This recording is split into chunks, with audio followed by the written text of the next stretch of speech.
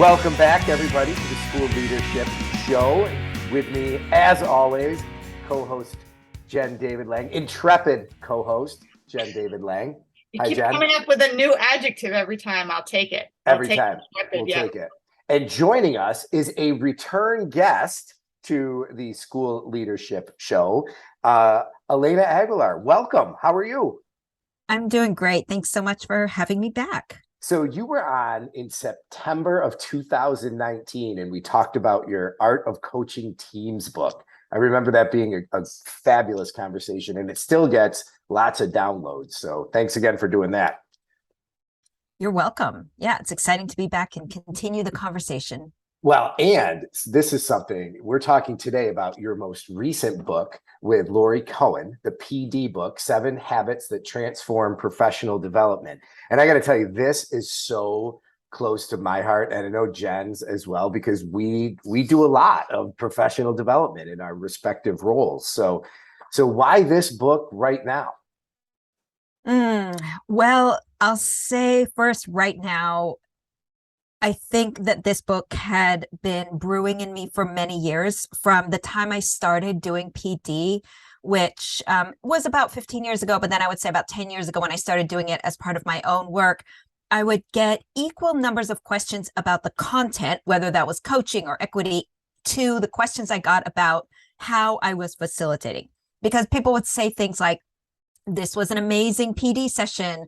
I got so much out of it. The time flew by, all the wonderful things that people would say. And then they'd say, how did you make this decision? Or why did you have us do that?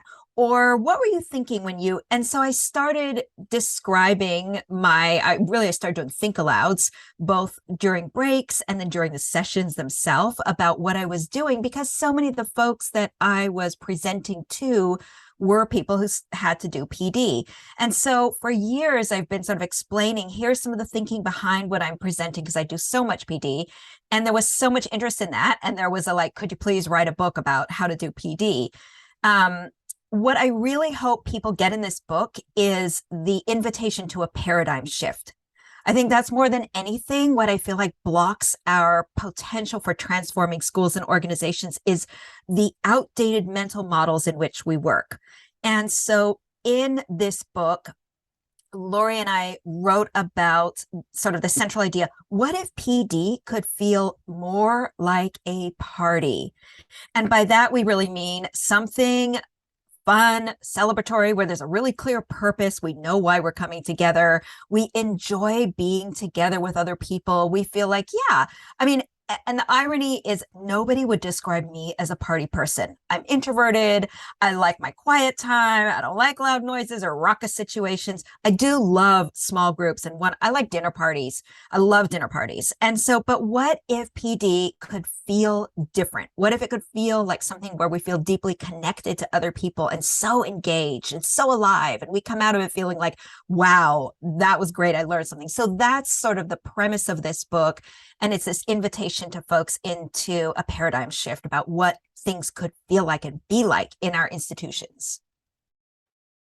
So that's fantastic. And any way that we can get the things in our work life to feel more like parties, the better.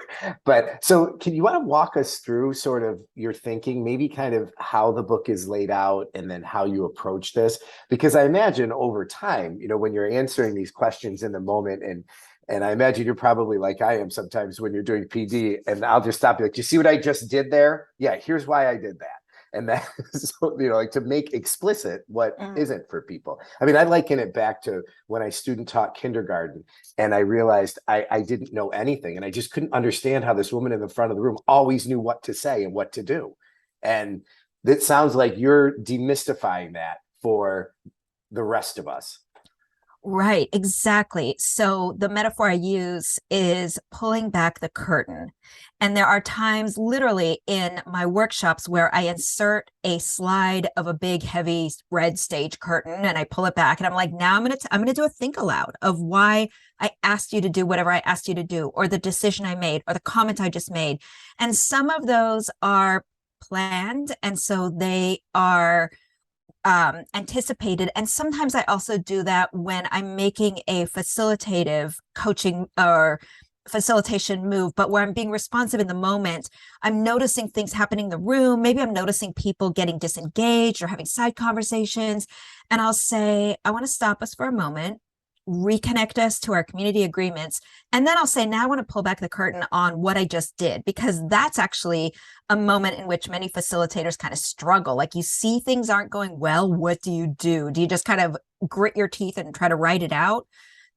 So that analogy or that metaphor of pulling back the curtain, doing a think aloud, letting people into your head. So what I really want people to know is that designing and delivering transformative PD that ultimately changes people's behaviors, beliefs, and ways of being. You can see the impact of the PD. It's not just like, oh, that was good, but transformative PD, that it's not magic. And it's not rocket science. It's really a handful of habits that can be acquired that you can pivot and use. And so whenever I pull back the curtain on whether it's coaching or facilitating PD, and I explain to people my thinking, it's like I can see the light bulbs going on all around, like, oh, I can do that. Yes, you can do that.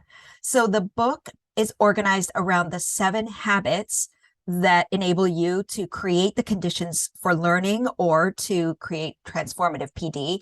And those 7 habits are a mix of, I would say, some of them are fairly technical because we need some technical skills when we are facilitating PD, and many of them are much more adaptive. So the first habit is around purpose. It's called determined purpose. The why we're doing something. Why are we coming together? What is the learning that's going to be happening here? The second habit, the second chapter, is called Engage Emotions. And that's one of the really adaptive ones. That chapter is one I think that PD providers never experience those ideas or the skills. Like, what do you do when you're delivering PD and you're just in a funky mood? What can you do to shift your mood? How do you create psychological safety amongst a group? How do you go beyond psychological safety to we don't want to just create safe spaces. We want to create spaces where people are thriving and joyful actually while they're learning. So that's the second chapter. So let me pause you right there. Yes. So let's think. I can't resist. Sorry, Jen. So let's go into that a little bit. And then I asked you to talk about the whole organization of the book, but maybe can we dig a little into the psychological safety stuff? I find that fascinating because I feel like you're right. That's not something any of us were trained in as teachers in terms of developing that kind of culture, and especially in a group that may be coming together one time for the first time. And I want to just say that, part of what's outstanding about this book is that, you have thought about things that other people have not really highlighted in planning PD, right? We've heard, have an agenda. We have heard to have a purpose, but some of the chapters and the habits that you're talking about are really new for a lot of people. So I'm glad that Mike stopped you on chapter 2. And I also want to say that our audience is primarily made up of school and district leaders. So not people who are, the full-time PD coach or PD provider. And so, in my work, I really want the principal to implement the PD and not bring in a fancy outsider, because the research shows that the best PD happens, on site, where there's follow-up, where it's focused on the context of your particular community and your school. And so, I'm really excited about this book because I think you open up, as you say, you pull back the curtain so that someone who is a principal who never intended to be a PD provider can really go through these steps. So, So go back. Yes. Tell us about Engage Emotions and what that has to do with planning PD and providing it. I love that you stopped me on this chapter. I do think it is a really unique contribution. It is what I needed most when I started doing PD. And Jen, I'm totally with you on wanting to build the capacities of site administrators and leaders in organizations to deliver their PD, because they know what their people need better than anyone. And it is a massive skill set. And unfortunately, I find that many, if not most, administrators never really get the training they need to do it. And so it's a missed opportunity. I'm completely with you on that. So I think the first key thing to know is that psychological safety is essential for learning for adults. And I'm saying that, and like, we probably hear that and think, yeah, of course. And I'll tell you, for many years, I sort of struggled with that. Like, do adults really have to, come on, can't they just learn? Like, no, there's so much research.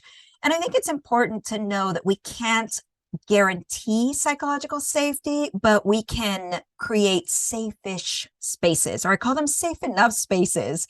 And that's just I always want to manage expectations a little bit for what leaders can do. We can create conditions for learning.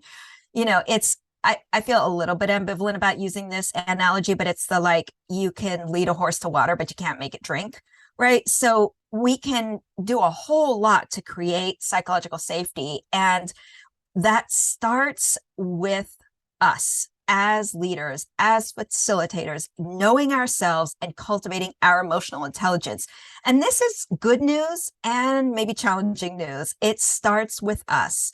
And this in part has to do with neuroscience, which teaches us about mirror neurons and the fact that emotions are contagious.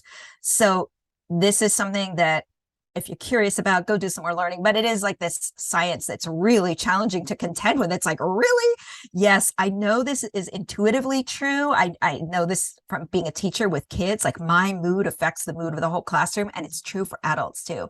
And so it means that we as leaders, as facilitators, need to know ourselves, understand our emotions, understand what gets us emotionally activated or triggered, and know how to respond when we are, know how to regulate or manage our emotions or learn from them.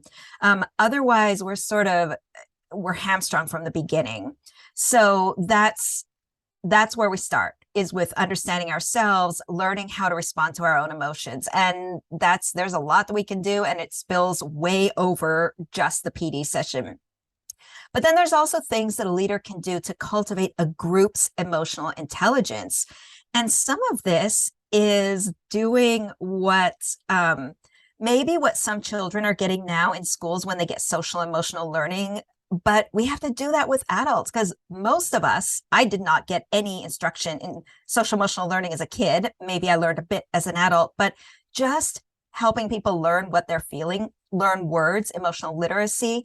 So these are skill sets that leaders need to build. I know people listening are like, but kids need to read. We need to address the inequities in our schools. There's all this formative assessment, all the curriculum. And so do we really have to spend time teaching adults the names for their emotions? And the answer is yes.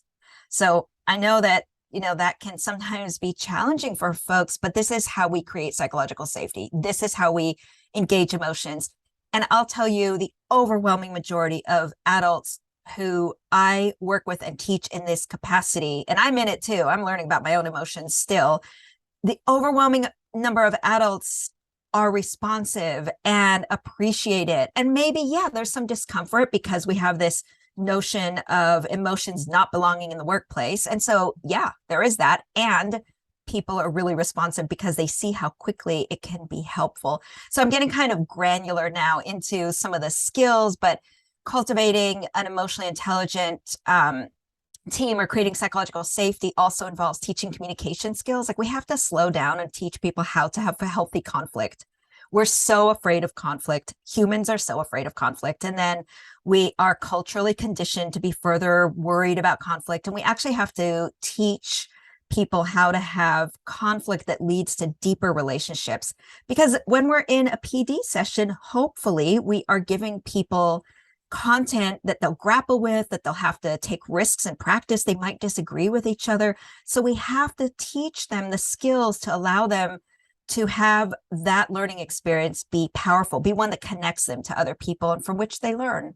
So I got really specific and granular. So I'll let you decide where you want to go next. No, but first of all, I just want to say, for any of the people out there who think, let's do away with the emotions, we want to get to the content. If you ignore the emotions, they often stand in the way of the content. So, people need that safety, as you say, in order to learn. All learning involves some type of vulnerability in order to be pushed and to grow. And what I want to point out to listeners is, one of the things that I love about this book and all of your books, Elena, is that you use actual language. And that I think is so instructive. So I just want to read a few of your sentences to help people understand what we're talking about because they're brilliant, right? So for example, quote, "It's likely that the data I'm going to show you will elicit some strong feelings. That's normal." Right? Not a huge lesson on emotions, but just acknowledging it as opposed to someone who just shows the data and all the teachers feel terrible that reading scores dropped, right? So some of that, or even sharing for yourself, right? "I'm sensing some discomfort in the room right now. Would anyone like to share your feelings?" By addressing that, then people will start to tune in as opposed to tuning out. So I really appreciate your language, and I think people should read the book so they can see some of these sentences and begin to incorporate them into their own work. Yeah, I really want people to know how to do something. I'm interested in theory, I'm interested in the research, but I know for myself, whenever I'm in a situation where I have a challenge or a problem, like how do I do good PD? Like, just tell me how. I want to know how. I want to know a little bit of the why, but how? Tell me what to say. And what I always tell people is like, you find the language that feels comfortable to you. Sometimes you have to make tweaks, but that's what is in this book and in all of my books is this is how you do it. These are some suggestions. The other thing I wanted to just loop back to something you said, Jen, which was when emotions aren't addressed, they can be obstacles. But the other paradigm shift is our emotions can actually be a catalyst for learning and for transforming our schools. And so we focus a lot on what some people call like the negative emotions, or I call the uncomfortable emotions. We're like, how do we get people engaged? How do we get them to stop being cranky? But what if we could access and direct attention towards joy and connection and love and engagement and all those things that we like to feel? So actually learning how to work with emotions can make all of this faster and easier. Like there's an untapped resource in our emotions, but we're so afraid of them. We just think about like, how do we control or regulate or manage them, that we don't actually see the potential of tapping into all of those feelings that can help push us through the uncomfortable moments. Well, and what do we know from teaching kids, right? When there's an emotional connection to something, kids and adults tend to learn it better and remember it longer. So it totally makes sense. So we've talked about determining the purpose. We've spent some time on engaging emotions. Habit 3.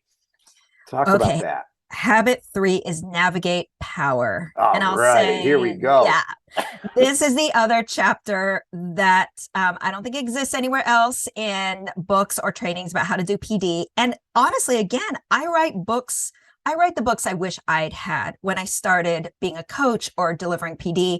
And as a coach, so I was in that kind of weird in-between place, like in between the teachers and administrators, I was so acutely aware of the power dynamics. I was like, how do I navigate this? How do I deal with this? And so this chapter is a little bit headier, and it goes into sort of exploring and explaining what is power, how do we leverage it, what's the impact of power, and then some ways to navigate it. And this is where we get into exploring resistance, which is one of the things people love to explore and to dig into is resistance. So that's chapter 3. That's the third habit. And the idea here is like power is always present.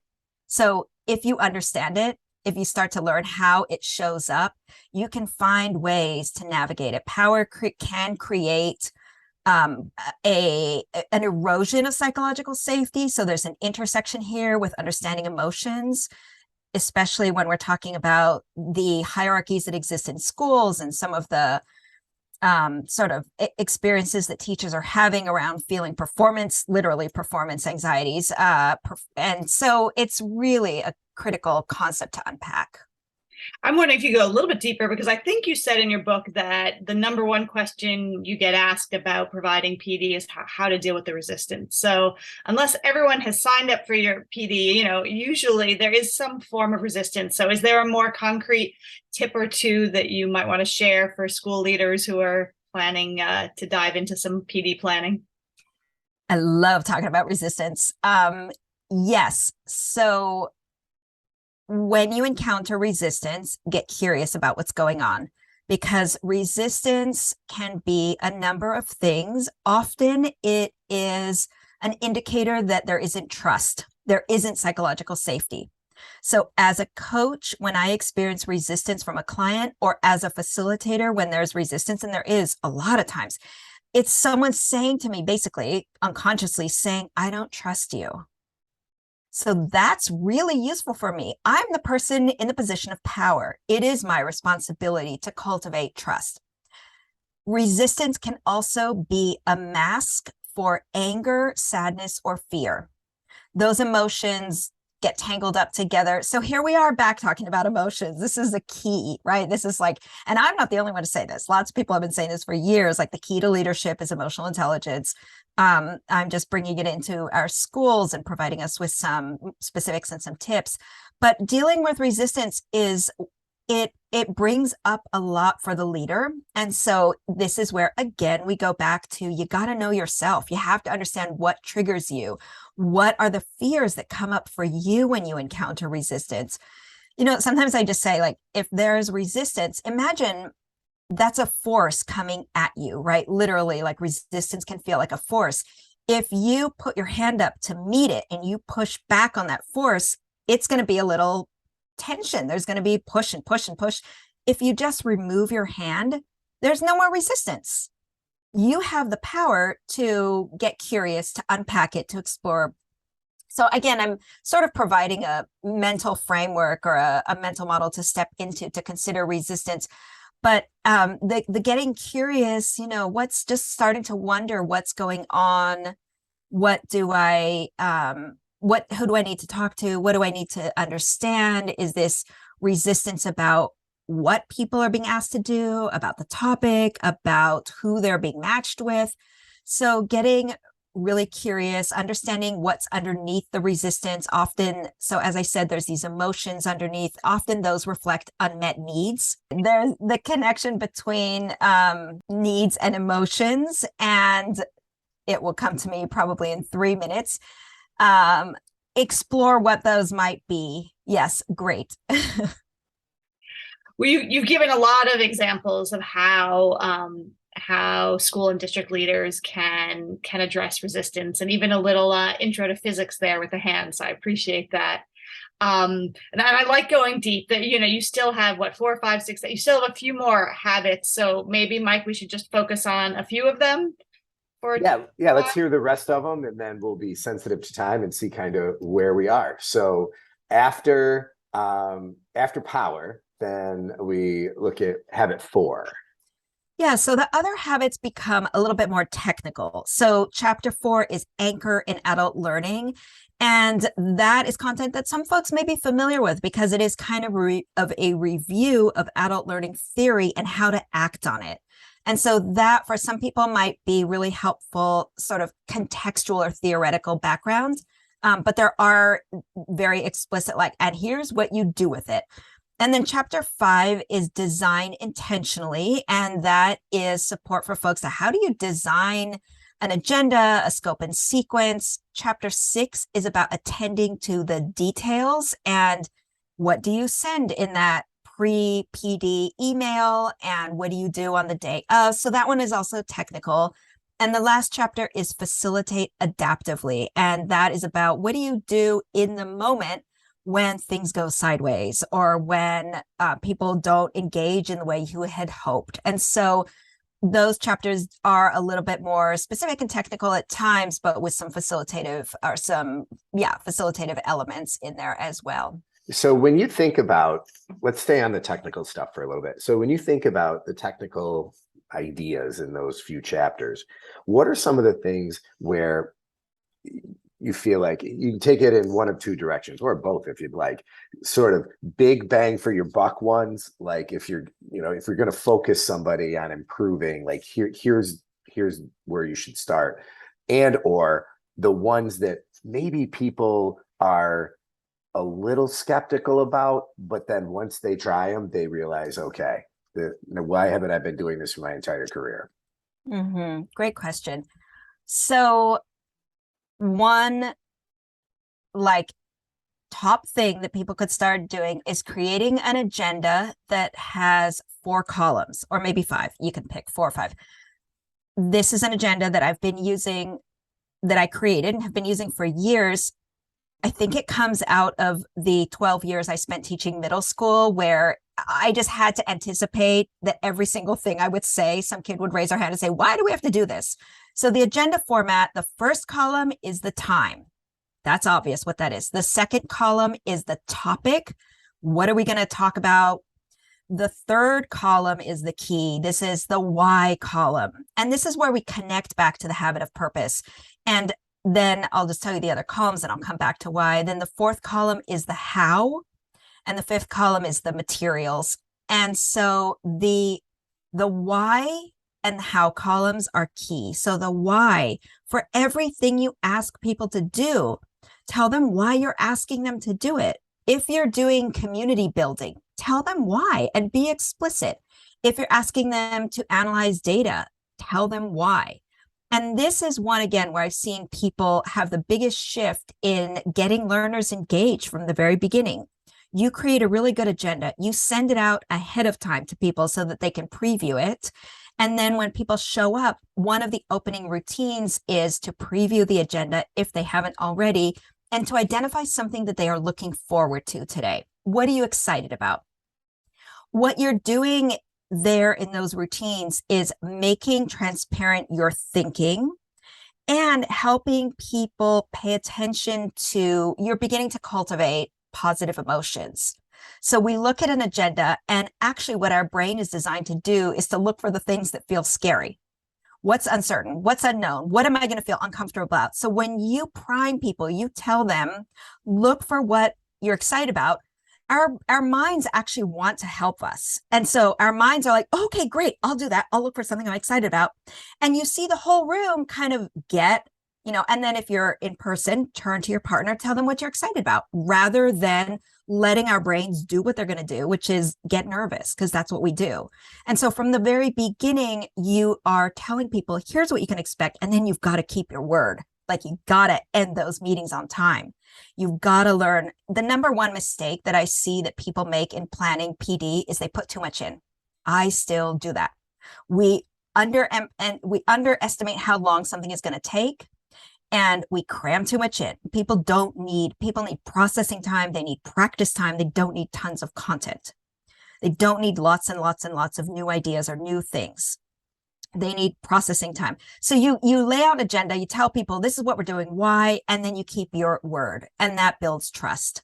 So that's a not too difficult shift that makes a big difference.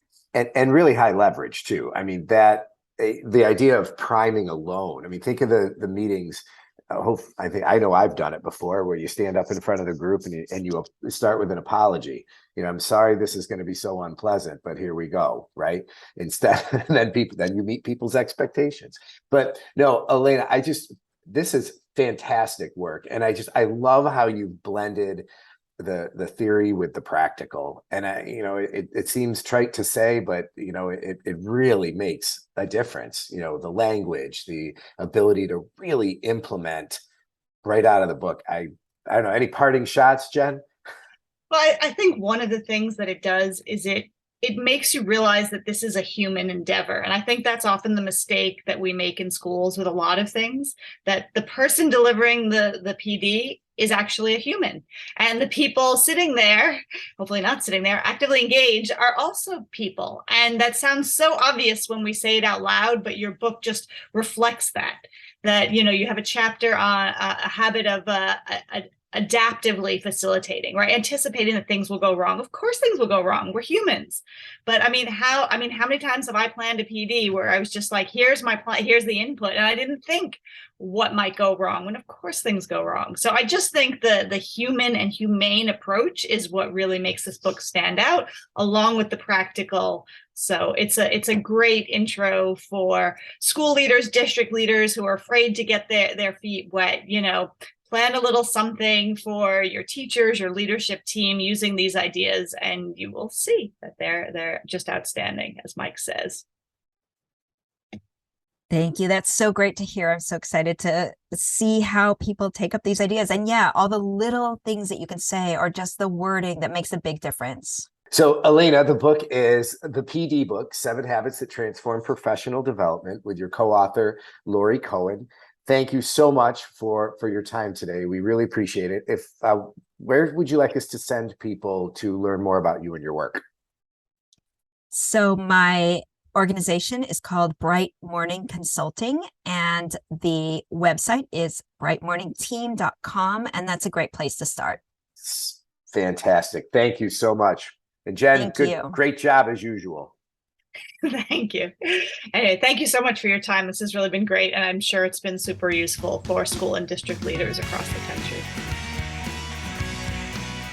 Thanks for listening to this episode of the School Leadership Show, a podcast for aspiring and practicing school leaders. Send your comments, questions, and show ideas to me, Mike, at schoolleadershipshow.com. And please consider rating the podcast in iTunes and leaving a comment. And definitely pass the show along to your colleagues.